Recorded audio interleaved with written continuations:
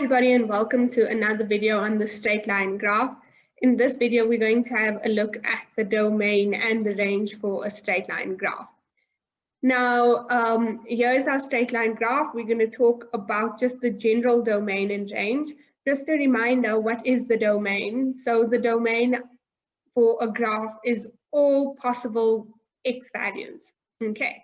And then the range is all possible y values that a function can take. So let's have a look at, first of all, the domain. So for example, in this graph that we have here, it would take this x value, because clearly that x value, it would take x value, it would take that x value has a function. So if we do that, we can see that all of these x values, and then what is the smallest x value that it would take? So the smallest x value, because of this arrow, it's saying that this line goes on and on and on. So the smallest x value it takes is minus infinity. Okay, and then we're going to ask ourselves, what's the biggest x value it takes? So what's the biggest one?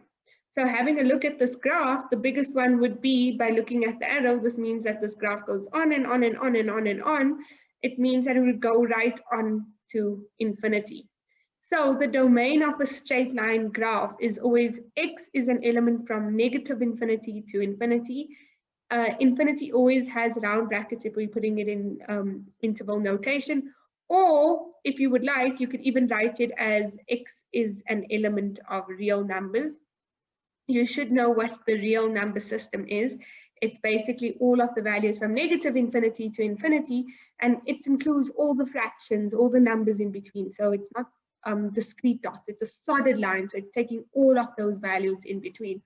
Or you could even do it in as an inequality, so you can have that x is less or less than infinity, and x is greater than minus infinity. So either one of these notations for the domain is fine, and this would always be the domain for a straight line graph. For the range, it is all possible values of y. So let's have a look at the same thing. What y values does this graph take?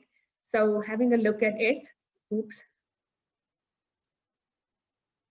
I erased all of the graph.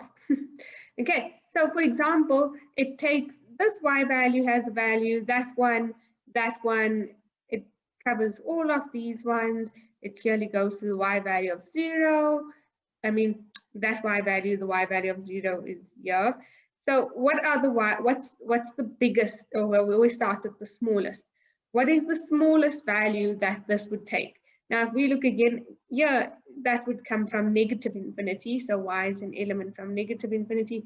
And then what is the biggest one? Well, we're going to look at the endpoint again. And this endpoint has also got this arrow indicating that it's going on. And the biggest y value would then be in infinity. So again, we can write this as y is an element of real numbers, or you could even write it as y being between infinity and minus infinity. So if ever you're given a domain and range, that is how we're going to have to write it down.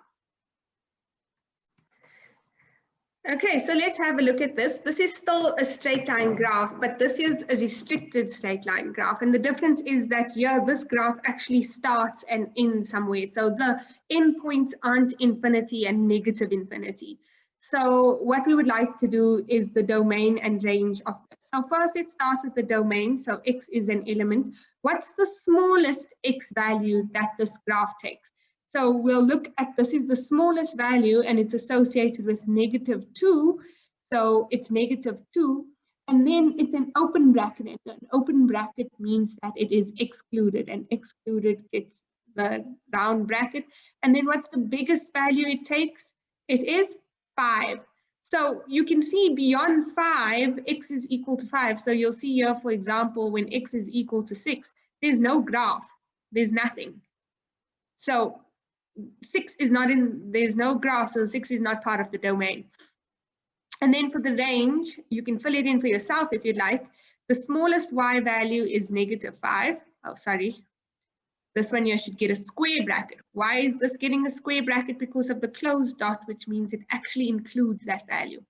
So for this one here, the smallest y value is -5, and it's included because of the round bracket. So the round dot means that it's included, and the open dot means that that value is excluded. If you're not familiar with this notation, please have a look at our video on inequalities, linear inequalities. So what is then the biggest y value that it takes? And you can see here, it's this endpoint that's associated with 4, and this one here is excluded, so it has a round bracket. So that is an example of, that's the video on the domain of and range of a straight line graph. So generally, in a general straight line graph, so in the case of just the equation y is equal to mx plus c, so as long as it's unrestricted, then the domain is x is an element of real numbers, and the range is y is an element of real numbers. In the case where we have restricted, so it's ending at a certain point, then we have to look at the endpoints to carefully construct our domain and range. Please watch our next video on how to plot the graphs.